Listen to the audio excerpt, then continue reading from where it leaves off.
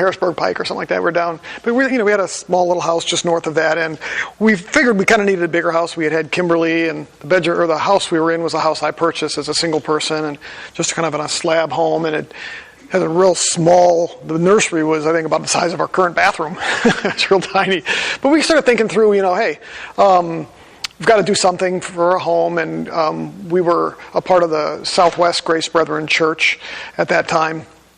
And so we found a place up in Delaware, and I liked the Delaware area because my hope and thought was that I still wanted to continue pastoring and ministering in some capacity, but I wasn't sure that I wanted to be full-time. So I kind of looked around, and there were, I think, 6 or 7 Grace Brethren churches all within a 20-minute drive of the intersection where we kind of put our little pin down. And I thought, wow, that would give me opportunity at any number of Grace Brethren churches, which is what my ordination was in the Grace Brethren church. I went to a Grace Brethren seminary.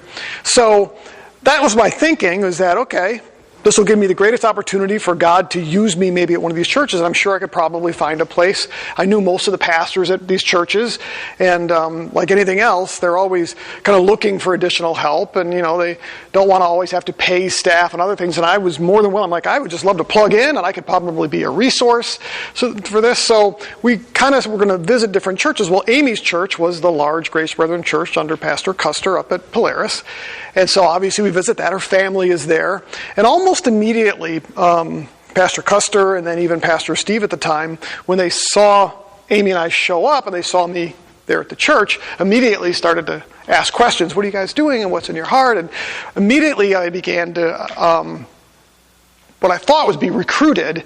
We would like you here. We would like you here. In fact, I had this conversation with Pastor Steve, who said, hey, Pastor Jim's going to be retiring, and it looks like I'll probably be tapped to maybe be the next senior pastor. And he said, well, I would love to have you stick around and join us here at the church, because I'd love some guys that could join me in the pulpit.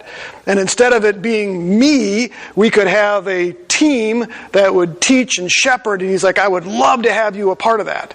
And so we started talking and thinking, about where we're going to be. And Amy and I ultimately decided to stay there at Grace. And my expectation was that I was going to get the chance to plug in and to be used there, not necessarily as paid pastoral staff, because I wasn't looking for that, but as possibly just lay staff or being a part of the pastoral staff there without having to be paid. I thought that was a pretty good deal. They don't have to pay me. I love to be, available. I get a chance to teach and even to preach. And Pastor Steve talked about allowing a couple of us to share the pulpit and teach on a regular basis. And that was an exciting opportunity.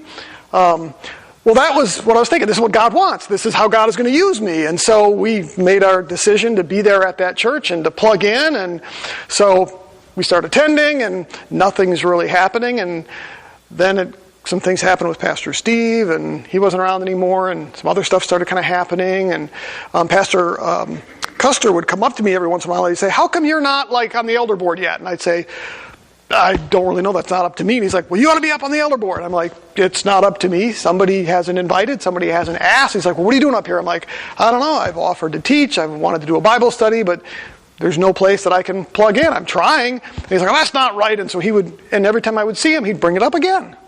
So finally one day I just said, well, you know what? You want me on the elder board, then you got to say something to somebody, because it's not up to me. And certainly I got a phone call then from somebody, and I went through the process, went through the exam, went all through all that kind of stuff, and ultimately I end up on the elder board.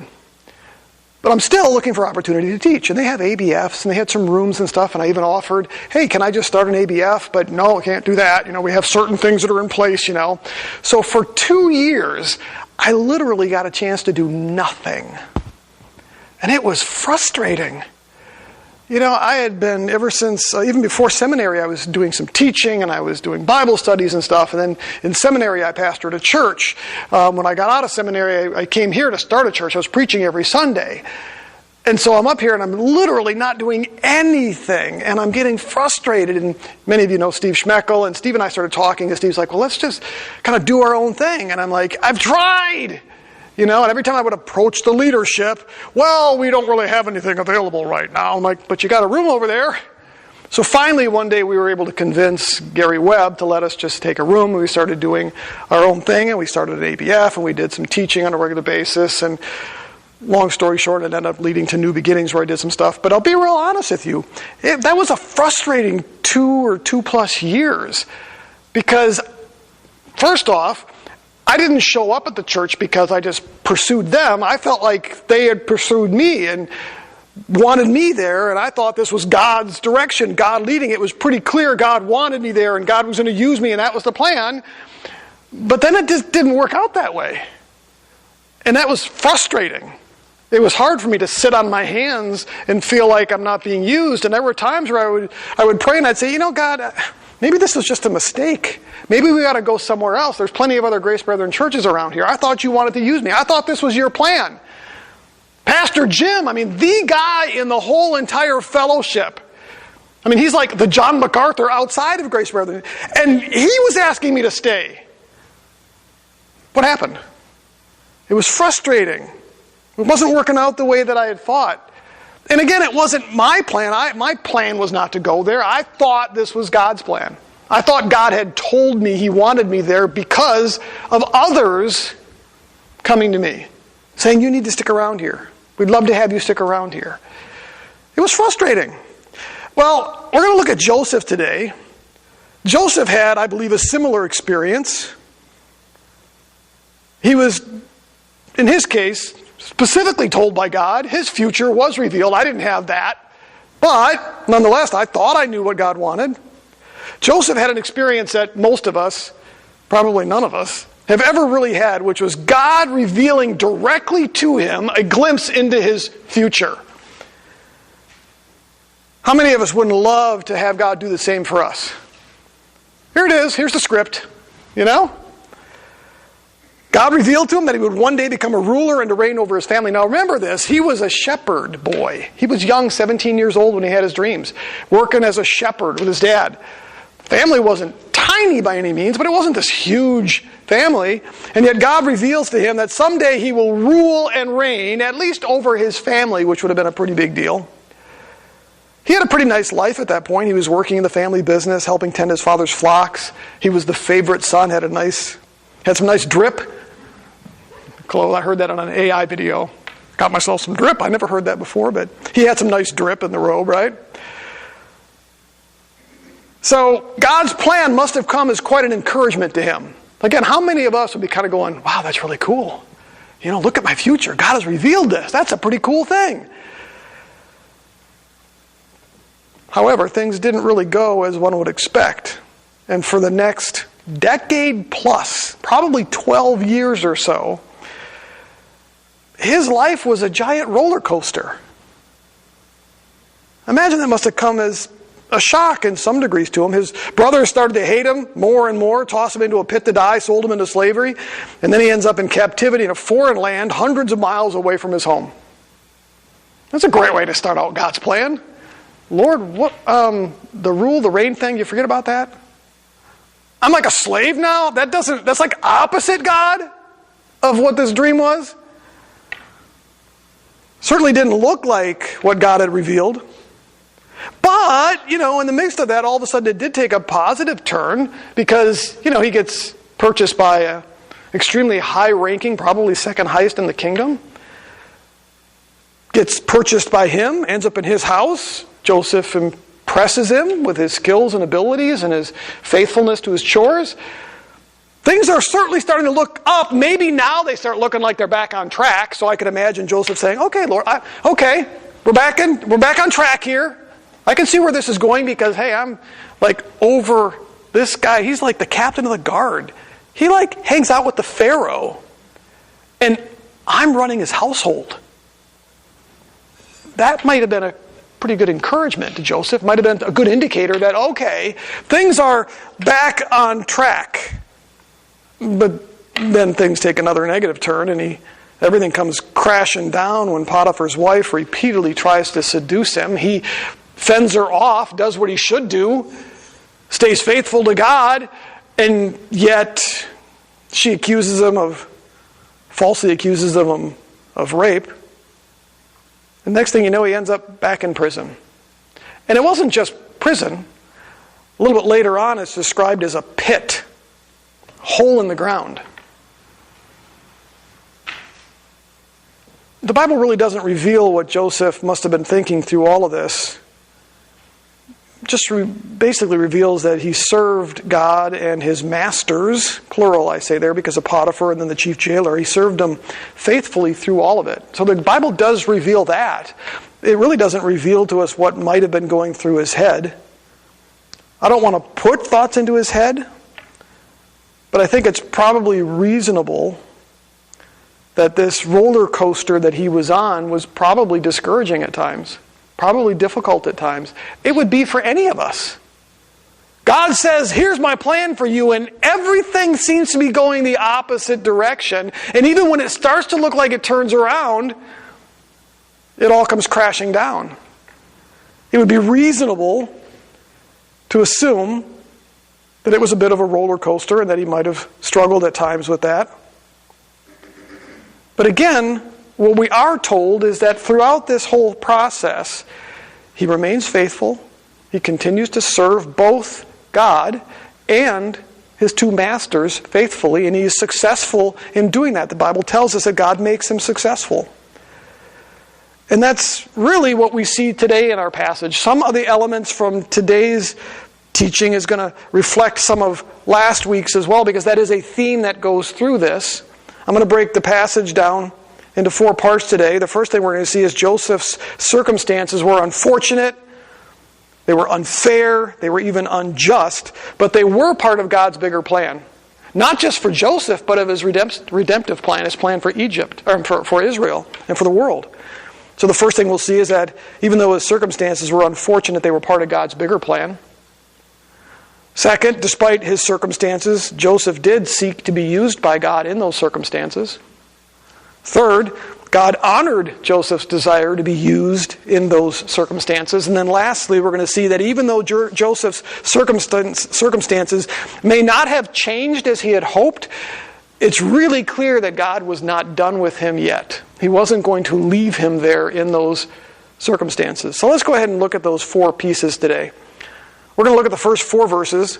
Joseph's circumstances were unfortunate, but they were a part of God's bigger plan for him. Look at verses 1 through 4 of chapter 40. Then it came about after these things that the cupbearer and the baker for the king of Egypt offended their lord, the king of Egypt. Pharaoh was furious with his 2 officials, the chief cupbearer and the chief baker. So he put them in confinement in the house of the captain of the bodyguard in the jail, the same place where Joseph was imprisoned. The captain of the bodyguard put Joseph in charge of them, and he took care of them, and they were in confinement for some time. Verse 1 tells us that the cupbearer and the baker, they were extremely high officials. In fact, the purpose of the cupbearer was to drink the wine before the Pharaoh did so he wouldn't die. That was a pretty important role. And then you had the baker here providing all of his food, which is also a critical role because pharaohs were always concerned with being poisoned through their food. In fact, the baker here would likely have to taste the food before serving it, most likely in the presence of the pharaoh. So these were some high-ranking officials. And the text tells us that they did something to offend the king. In fact, so much so that it says that he was furious with them. As a result, he threw them into the same jail as Joseph. Verse 3 says that. He put them in confinement in the house of the captain of the bodyguard, in the jail, the same place where Joseph was imprisoned. The jail was apparently connected to the house of the captain of the guard, Potiphar.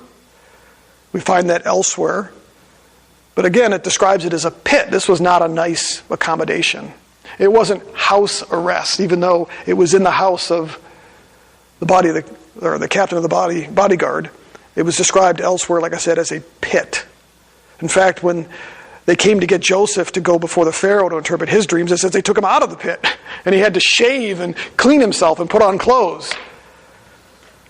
What's interesting to me here is that it was Potiphar, here if you look at the text again, it was Potiphar himself, the captain of the guard, that actually put Joseph in charge of the prisoners at the jail. Isn't that interesting? Because remember, the reason he's in prison is because Potiphar threw him there because his wife had accused Joseph of rape. And yet, Potiphar still sees something in Joseph to where he's willing to trust him with the care of the prisoners. It wasn't the chief jailer that put Joseph in charge. That I think is one of those neat little side notes.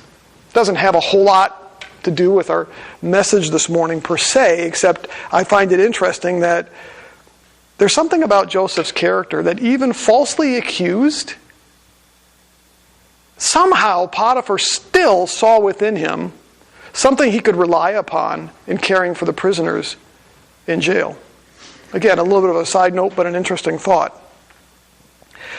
We are told here that this confinement with this cupbearer and this baker, verse 4, went on for some time. We're not told how long. There are different estimates as to how long it might have been. Some say it might have been a few months. Some say it might have been as much as a year or two. We don't really know. But the point of this is that it was some time. That's an indication that it wasn't just a couple of days. It was a lengthy period of time. Joseph was now in prison with these individuals without knowing what was going to happen, how long it would all be there, how long he would be there, how long they would be there. Now, we'd be remiss if we didn't see how all of this actually fits into God's plan. Joseph's situation and the circumstances were obviously unfair, they were unjust, they were uncomfortable, they were unfortunate. You like those unwords? I worked on that for a while. All of that is true. So how did any of that fit into God's plan? Well, fortunately for us, we're kind of like Paul Harvey. We know the rest of the story. It's written, we can read ahead. We're all familiar with the story. So we have an advantage that Joseph really doesn't. We know how the story ends. We get an idea of how this fits into God's plan. But Joseph, at that moment, likely didn't. We have no indication in the text that God spoke to him again and said, oh, by the way, don't worry about it. This is all good. This is how it's going to work out. All we're told is that he told Joseph, someday you will rule and reign. And so we have to assume that Joseph is here for this considerable amount of time with these two men, not really knowing. But it wasn't by coincidence that these two individuals, the cupbearer and the baker, ended up in prison next to Joseph, because we know that ultimately this started a sequence of events orchestrated by God to bring Joseph in front of the Pharaoh. These two men, one specifically, is the avenue through which God would take Joseph from prison and have him standing before the most powerful man in the known world at that time. We know that because we know the rest of the story. Joseph likely at that point had speculation. We see here that God is working out his plan for Joseph, even though it may not have looked like it at the time. Now we do know that Joseph, as he helps these men out, which hadn't happened yet. They hadn't had their dreams yet. All Joseph knows is he's in prison with these two dudes that used to be part of the Pharaoh. We're going to see a little bit later that in his mind he realizes this may be an avenue for getting out. But that wouldn't have happened yet. So what's the takeaway as we look at something like this? Just because our circumstances are unfair, unjust, unfortunate, it doesn't mean that God is not at work working out his plan or his purpose, both for us and for his bigger plan, even his redemptive plan. We sometimes get focused on our circumstances, wondering how that all fits into God's plan, because we look at it as being a place of misery. We wonder, where is God in all this? When I first ended up at Grace, the church, I was excited. I thought I knew exactly what God expected, but yet soon it just wasn't working out that way. And I wonder, what are you doing, God? Why did you bring me here if you're not going to use me here? Why do I have to sit on my hands for 2 years? I'll be real frank. I was frustrated at times because I thought, Lord, there are plenty of people that come here every Sunday morning. They sit on their butts in the pew. They never do anything. And here I am, and I want to be used. And you won't use me? Can I just go sit?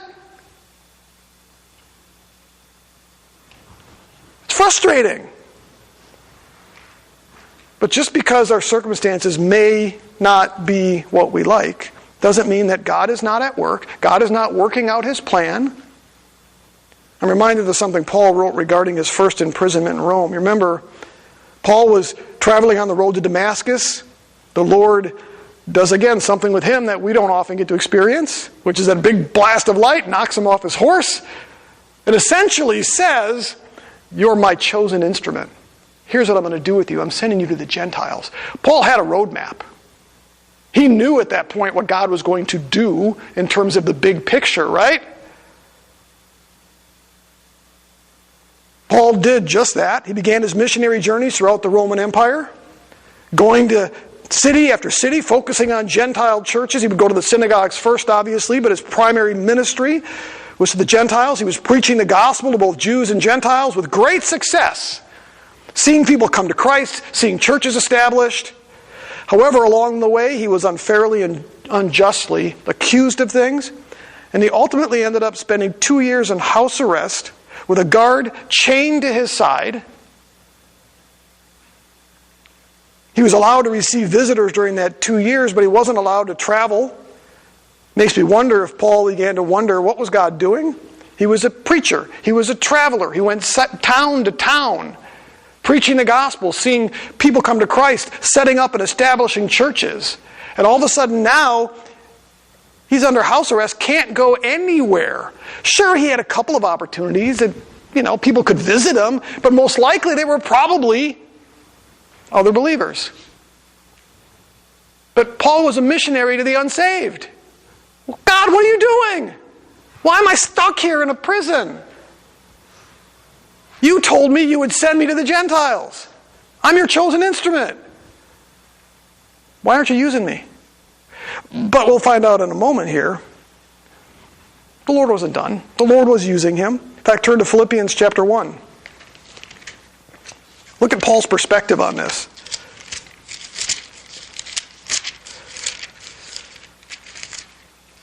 Philippians chapter 1, jump down into verse 12. Now I want you to know, brethren, Paul is writing this from prison, from this house arrest. I want you to know, brethren, that my circumstances, being in prison, have turned out for greater progress of the gospel. Wait a minute. Doesn't make sense. Wouldn't greater progress of the gospel be Paul out there preaching to the Gentiles, establishing churches, seeing people saved? But he says, my circumstances have turned out for the greater progress of the gospel. So that my imprisonment in the cause of Christ has become well known, check this out, throughout the whole Praetorian Guard and to everyone else. You know who that is? Those were the chief soldiers in the Roman army. They were the elite, the top of the top. And Paul says, the cause of Christ has become well known throughout the whole Praetorian Guard and to everyone else. And that most of the brethren, trusting in the Lord because of my imprisonment, have far more courage to speak the word of God without fear. In other words, Paul says, you know what? My imprisonment has advanced the gospel and has encouraged the brethren. And in one of the most elite places. Things don't often go how we plan. And sometimes we face these unfair, unjust, and unfortunate circumstances like Paul did and like Joseph did. But it doesn't change God's plan for us or his eternal plan for mankind. He's still in control of all of that. And we see that in Joseph as we see him place these two very important men in prison with him. We'll see how that works out in a moment. We'll see how that fits into God's plan. And we see it in Paul. And maybe in our own lives we don't see it quite as glaring, but the truth still holds. We find ourselves in circumstances that aren't uncomfortable. Maybe they're sometimes unjust. But it doesn't mean that God is done with us. It doesn't mean that he's not going to use us. And we'll see what we do with that in just a moment here. But let's move on to the second point, which is, despite his circumstances, Joseph sought to be used by God. Joseph sought to be used by God in spite of his circumstances. While the king's cupbearer and the baker were in prison, God gave them each a dream, but they were unable to understand or to interpret the meaning of it. Look at verses 5 and 6 of chapter 40. Then the cupbearer and the baker for the king of Egypt, who were confined in jail, both had a dream the same night, each man with his own dream, and each dream with its own interpretation, meaning its own meaning. When Joseph came to them in the morning and observed them, behold, they were dejected. He asked Pharaoh's officials who were with him in confinement in his master's house, "Why are your faces sad today?" What we find here is that the dreams were given specifically to them by God. They were a form of direct revelation, and they had to do with their futures. We're going to find out in a minute here. However, they had no way of understanding it. They weren't able to interpret it, says, the dreams. But there was somebody who could interpret their dreams. Joseph. And Joseph knew that he could interpret their dreams. Not in his own ability, we're going to see here in a minute, but he knew that that's the way that God could use him. And so what we find here is that Joseph, when he learned of their dreams, he immediately sought to help them interpret and understand those dreams. He sought to be used by God. Look at verses 7 and 8. He asked Pharaoh's officials who were with him in confinement in his master's house, "Why are your faces so sad?" They said to him, "We've had a dream, and there's no one to interpret it." Then Joseph said to them, and notice he doesn't say here, "Oh, you know what, that's my ability, that's my skill. Let me help you out." Look at what he says. "Do not interpretations belong to God? Tell it to me, please." Joseph knew that his ability to interpret dreams was something that only came from God. And as he's there with these men, he makes that clear. Hey, you realize that interpreting your dreams comes from God. Tell it to me. I think it's important to remember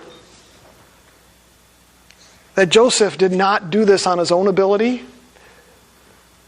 He didn't even believe that he could, I don't think, because he says, "Do not interpretations belong to God." In fact, a little bit later we'll see this when we get to chapter 41. When he goes before the Pharaoh has dreams, and the Pharaoh says, "Nobody can interpret these things." And Joseph says something very similar to what he says here, and he says very specifically, "It is not in me to be able to interpret your dreams. God will answer."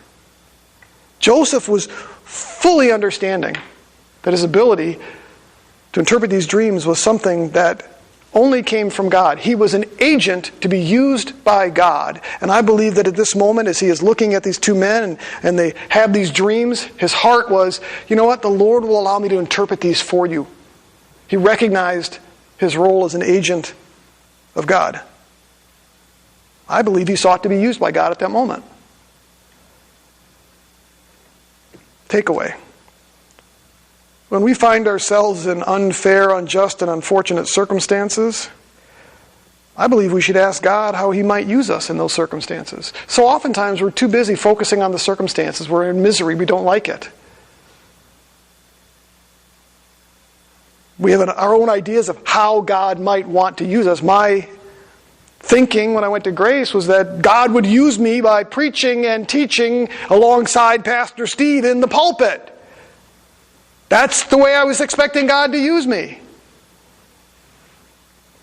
Wasn't working out that way. It's easy for us to withdraw or feel sorry for ourselves, to lose hope, become discouraged, or maybe even get angry with God over our circumstances and focus on those things. And we stop thinking about, wait a minute, okay, I may not like this right now, but how can God use me while I'm here? He's got me in this position. Let's just figure out a way that he might want to use me. I'm sure there were times in the first century when the apostles in the early church were tempted to feel this way. They faced incredible opposition and persecution. Paul certainly did. Again, I don't want to put too many thoughts into Paul's mind, but I'm sure as he sat in prison there, he was probably getting itchy to be out preaching and teaching. I mean, the guy stood before Greeks at Athens and preached to the masses. And here he is in a prison cell with the same dude chained to him probably day after day. How many times can he hear the gospel? But God must have brought other soldiers in there, and somehow the whole Praetorian Guard heard, it says, the gospel. I want to turn to another passage of the Apostle Paul. It's a little bit lengthy, but it drives home the point that it's not the circumstances, it's how God might use us in those circumstances that we ought to be searching for. 2 Corinthians chapter 4.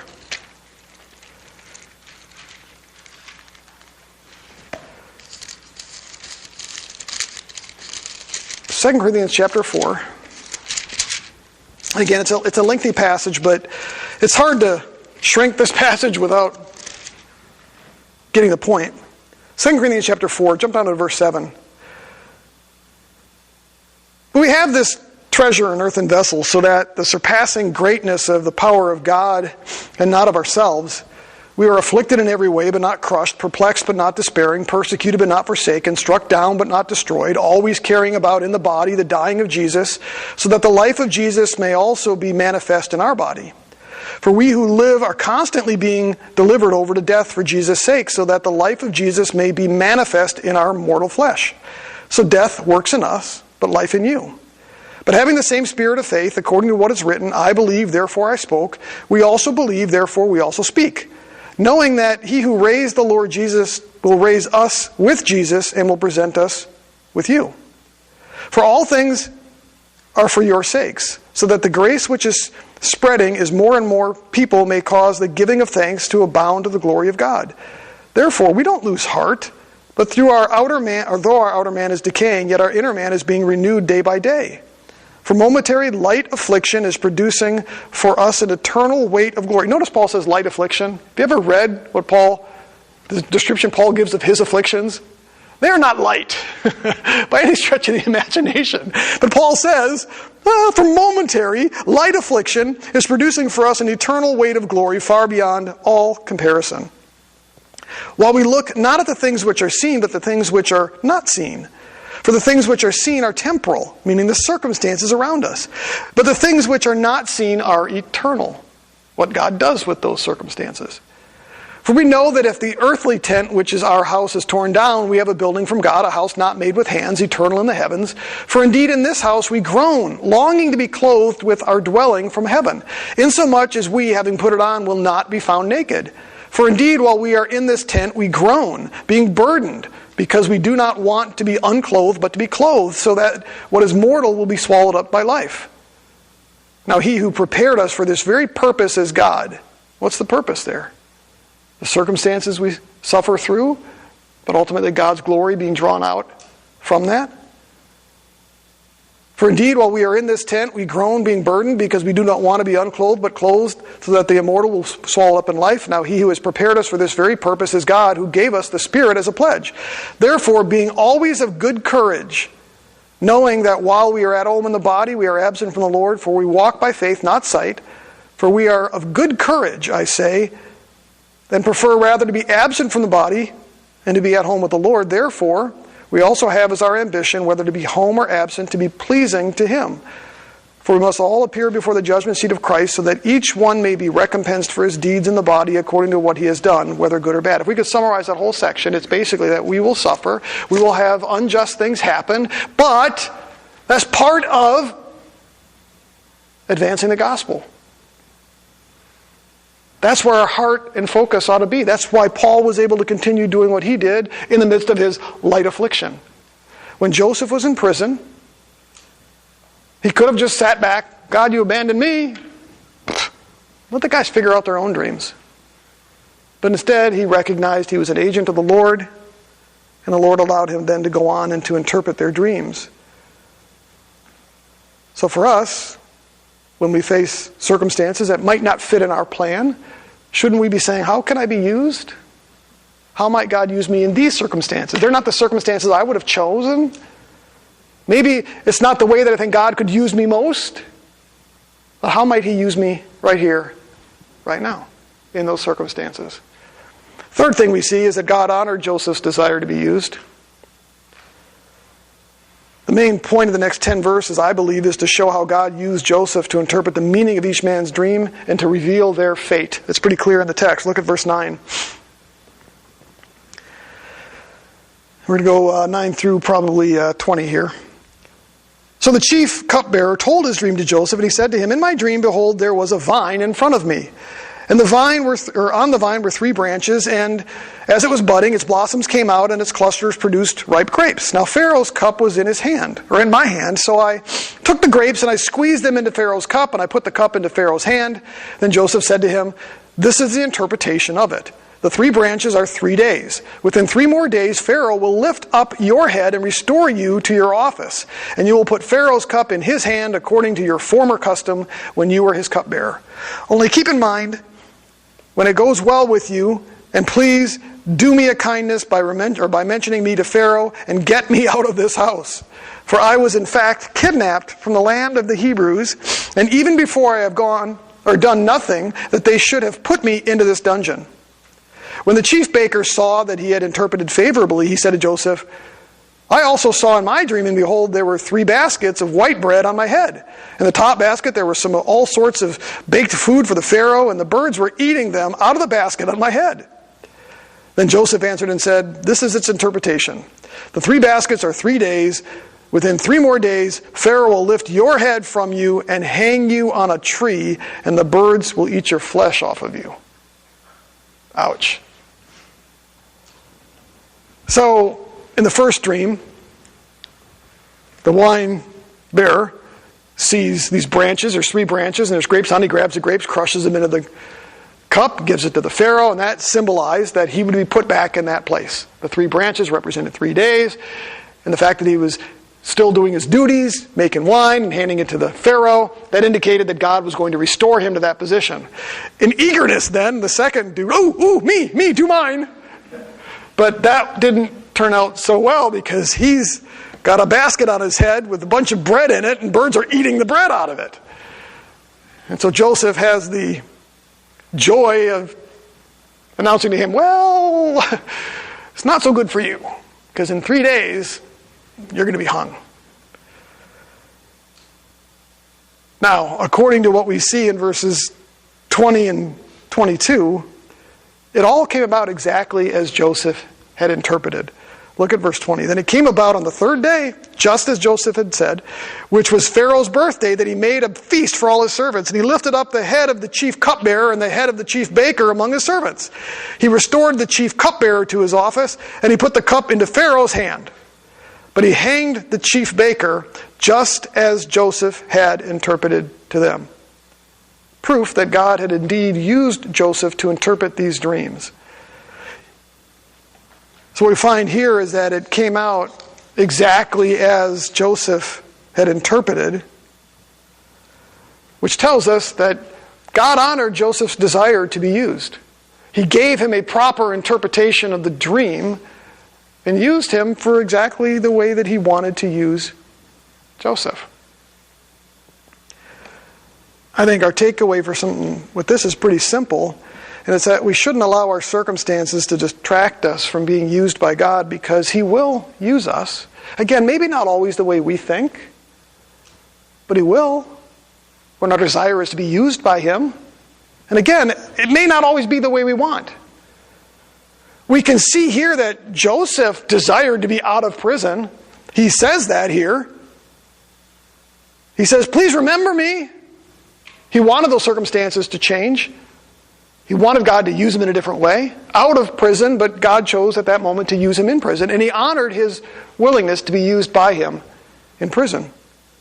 So, while we should seek to serve God in our circumstances, we also have to remember here that God will honor our desire to be used by Him, even in the most unpleasant, unfortunate circumstances.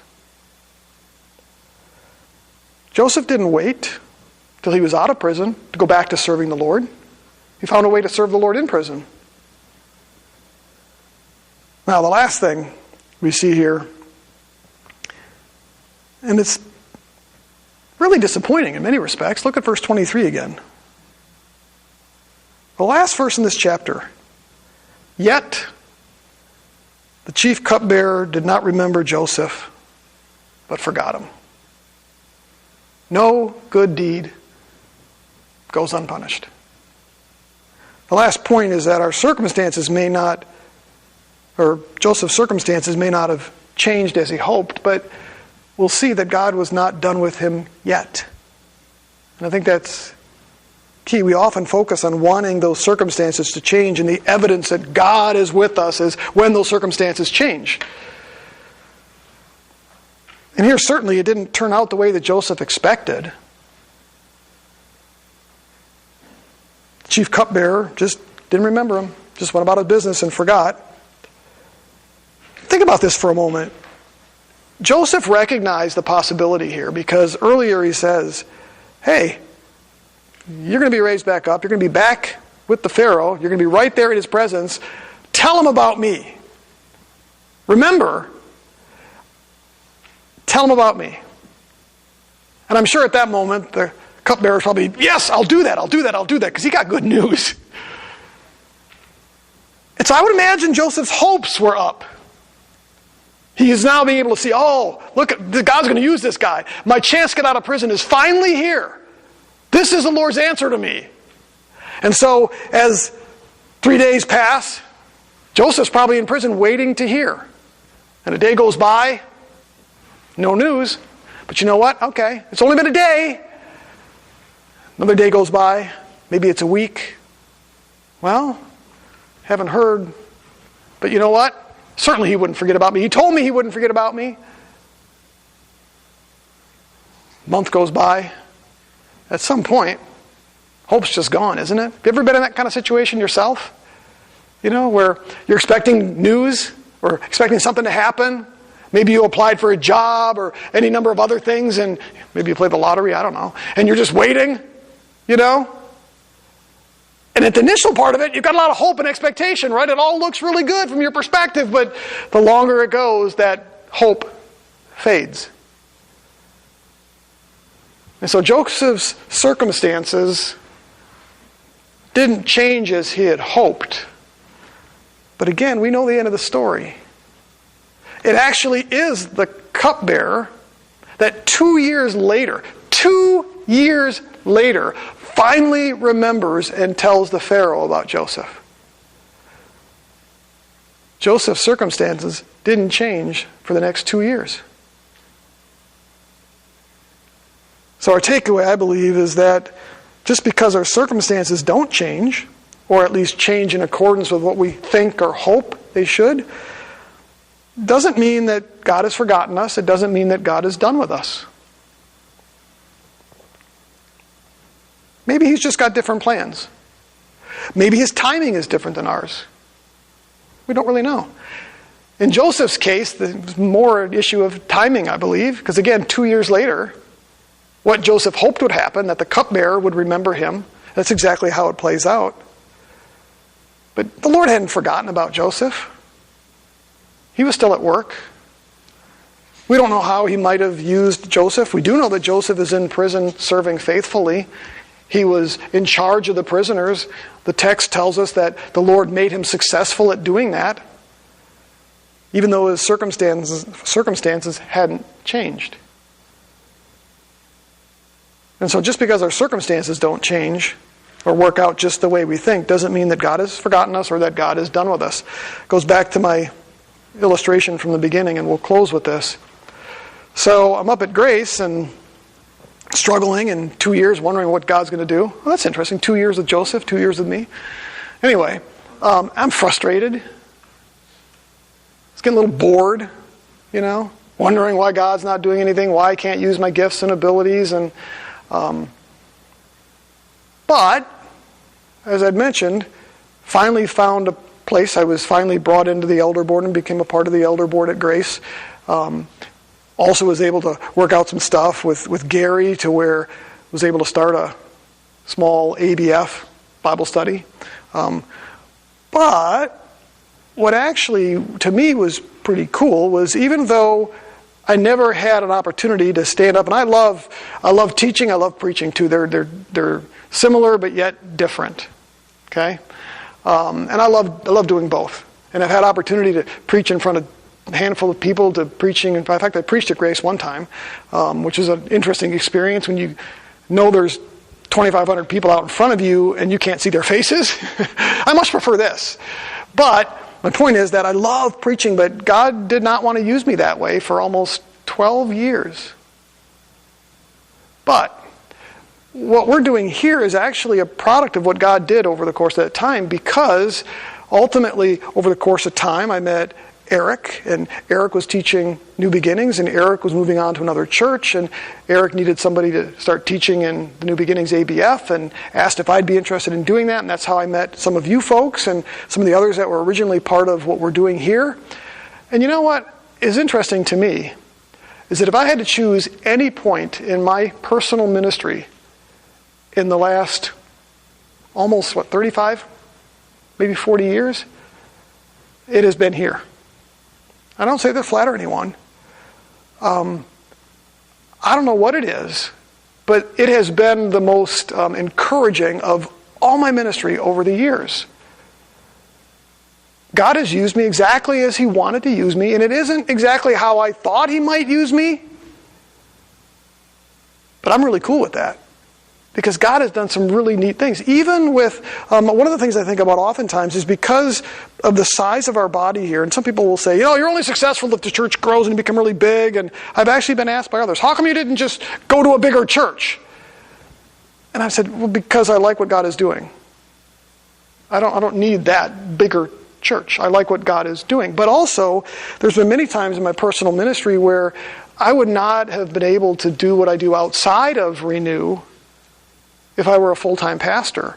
I love the fact that I have people that I've been able to share with at work, people that I've been able to counsel at work. There was one woman a number of years ago that was going through a divorce and would come and knock on my door. She, last I heard, began to attend a church. It sounds like she had given her life to Christ, and she was attending a church on a regular basis. She had never done that before. There's a woman at my office now currently that is going through a really tough time. And I've been able to encourage her and chat with her and share the gospel with her on so many occasions. You know what? You know how many pastors don't have opportunity outside their church to be able to do that? And I'm not saying one is better than the other, but I look at what God has done. He may not have used me the way I thought He was going to use me, but He's used me the way that He's wanted to use me. And that's been a blessing to me. But through much of that, I've had to simply say, okay, God, yeah, I thought you should have done this, and you've not done that. But my desire has been, then use me where you've got me. Every morning when I wake up, I have my prayer time in the morning. The prayer that I pray every morning is that God will give me an opportunity to share the gospel with somebody at work. Doesn't always happen. And even though I'm working from home and I wonder, how is this going to happen when I'm at home? Conversations will happen over the phone. He'll open up opportunities. He'll provide ways to do that. So I've had to learn in my life not to be disappointed that God didn't take me here or use me where I thought He was going to use me, but rather the fact that He's using me where I'm at in the circumstances. And sometimes they've been great, sometimes they've been not so great. Sometimes they've been circumstances I didn't want to be in. Sometimes they've been circumstances that were okay to be in. But either way, it's been, Lord, okay, not what I thought, but use me here. And like I said, if I could choose right now, if I could go back 30, 40 years, and if God would ask me, okay, here's the pot, I would say, no, put me right where He's got me right now. I love shepherding Renew. I love the fact that I have a secular job working around people that don't know the Lord. I wouldn't want it any other way. So, we look at Joseph this morning, and what we see is that he was in difficult circumstances and situations. He was a slave. It didn't look like it was working out the way that God wanted it to work out, but what we see is that God was still at work in him. God had not abandoned him. And that in the midst of those circumstances, Joseph chose to continue allowing God to use him in those circumstances. And God honored those desires and did use him. He didn't ultimately change the circumstances right away, but we know that He does. And He ultimately will. Amen?